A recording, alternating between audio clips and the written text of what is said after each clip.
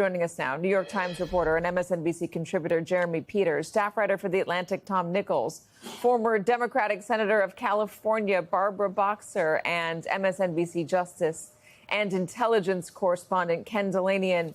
Ken, you and I covered a lot of the 2020 drama together, the allegation from President Trump that he won the election, that the whole thing was rigged. And the question that I keep going back to now, as we watch him consolidate power, as we watch him move around Congress, move around the courts even, as we watch him demand more seats out of Texas, which sounds eerily similar to find me 11,780 votes, is that this is a guy who's trying to make sure that even if he does lose, he has a way out to tell people that he did not. Yeah, it's a really important issue that you're spotlighting, Katie. Look, back during the alleged criminal conspiracy in 2020 to overturn the election that got Donald Trump charged with federal crimes, one of the most dangerous episodes was when Donald Trump ordered his Justice Department to essentially say that they found fraud. And remember, that Justice Department was much different than today's Justice Department. It was filled with, yes, Republicans, conservatives, but people who believed in the rule of law. And they stood up to Donald Trump, to a man and a woman. Bill Barr had resigned by then, but the acting attorney general and his deputy and a bunch of other people basically said, we're not doing this, and we will quit en masse if you continue to press us to do this.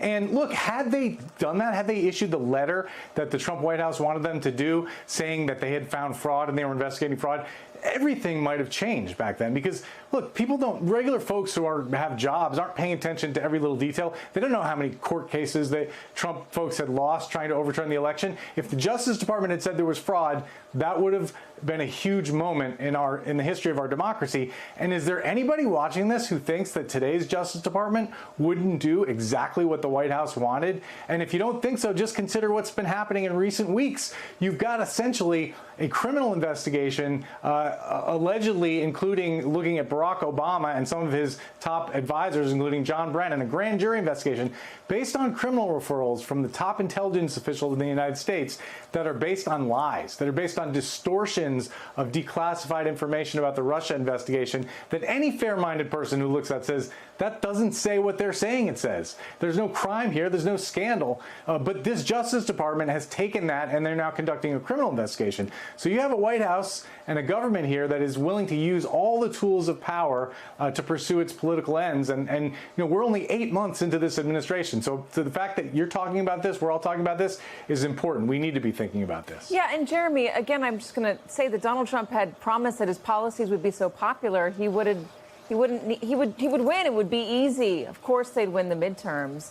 But again, he's not acting like somebody who's confident that their policies are popular. He's somebody who's not going through Congress to get things done. There was the big, beautiful bill, but that didn't poll well. And they're not talking about it all that much. It's not like he's going out there and campaigning on it and championing it after he got it through the legislature. The actions of this White House are not ones of the team being confident in the Democratic leadership and the Democratic process. They're ones where they're consolidating power around one person so we can avoid all the checks and balances, even the ones potentially that come from voters. That's right, Katie. And it reflects a nervousness about the Republicans' chances in the midterm elections. I think it's obvious history is not on their side here, but Trump is doing what you and I have seen him do many times before, which is seed the ground very early on and claim that there's something suspect here, something that his voters need to be aware of, to look for, read between the lines and see that, you know, these elections aren't going to be on the up and up. I mean, he started doing this when he ran for president in 2015, almost right away. He has denied elections as early as he has been involved in Republican politics. I mean, people forget this, but he said that Mitt Romney's loss in 2012 to Obama could have been because of voter fraud. I mean, it's a default response at this point. But unfortunately, it's one that Democrats, you know, have to and ought to take seriously, because you see efforts on the ground ground where this kind of rhetoric from the president is trickling down and having an influence. Take, what's gone on in Georgia lately. There is a Republican push to put election skeptics on the boards that will certify the election results in Atlanta. I mean, this is something that I heard one person say is quote, distressingly familiar to anybody who remembers just the recent history of Trump trying to interfere in Georgia and, as you said earlier, find the votes. So I think we can take some comfort in the fact that mostly this stuff has not worked for Trump, and some of the worst actors here that Republicans have tried to install on these election boards haven't been successful in their efforts to deny the results. But the Republicans are also going to keep trying. And I know that the Democrats across the country are not naive about that fact. And let me just read some of the recent actions that have been targeting elections, Tom. This is an executive order from Trump in March requiring proof of citizenship. It orders enforcement action against states accepting mail-in ballots after Election Day, voting system decertification. The RNC is requesting voter data, sending records requests to 48 states and Washington, D.C., seeking information on how they maintain their voter registration lists. DOJ is requesting voter data from 20 states. There's the Texas gerrymandering, as we've been talking about, the House SAVE Act. These are all ways that the federal government is trying to get involved in the elections. States are normally the ones that run elections. There are some guardrails there. But what does all of this suggest to you, Tom? It suggests that the Republican Party has one objective when it comes to elections. That is, protect Donald Trump and stay in power. There's no programmatic or policy background here. There's really nothing. I think if most Republicans in the dark of, in the stillness of the night would say they don't really agree with tariffs. They don't really agree with most of what Trump is doing. They say they don't agree with him about Ukraine. But the ultimate goal is power. To stay in power, hold on to it, keep it, and protect Donald Trump. And when a political organization becomes only about keeping and maintaining power and not about participating in the democratic process or passing laws or policies for the public good, that organization becomes extremely dangerous, which is why you're seeing this kind of all fronts assault on voting across the country. And you're right, states are, one of the great strengths of American democracy is federalism. The president can't just run elections from Washington, but he's going to try. I'm just always surprised, and I know I ask this question all the time, Tom, but how did the Republican Party get to this point?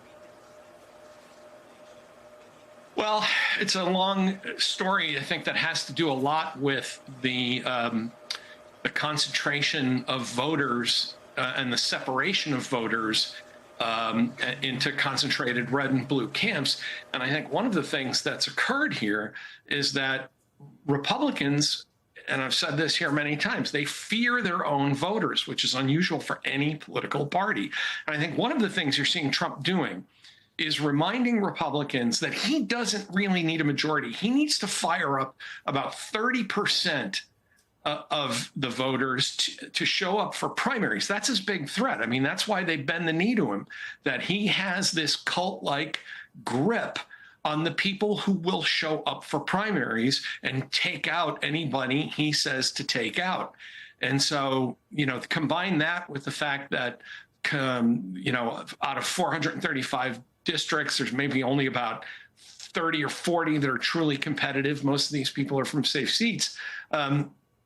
Donald Trump came along and said, I control this party. I can kick you out of this party. I can kick you out of Washington. And unfortunately, what we're finding is that a lot of Republicans would rather be careerists and opportunists than stand up for the rule of law and for the Constitution. Senator Boxer, what do Democrats do in light of this, in the face of this? We fight back. Look, they're in trouble. That's the good news. I am not down at all because just look at what they've done. They've taken health care away from millions of people nutrition away from millions of people. They're blocking the Epstein files. They let a convicted sexual predator who not only was a co-conspirator of Epstein, but on the record participated in the abuse of these children. They move her to a vacation camp. People are furious. Prices are going up. He's cut into Social Security, into veterans programs, and he's given tax cuts to billionaires, not to everyday Americans. So what should we do? Let's talk about reality, not ideology. What's the reality on the ground? People are hurting. They're scared. And we need to fight fire with fire. I so agree with everything that's been said and all of the legal issues that have been discussed. We have great attorneys going toe-to-toe with these people. And you're so right. The elections are run by the states. So, you know, California's Governor Newsom is not sitting by. If the Texas gerrymander goes forward, we can pick up 5 seats here in a heartbeat. So we're fighting back. That's what we should do.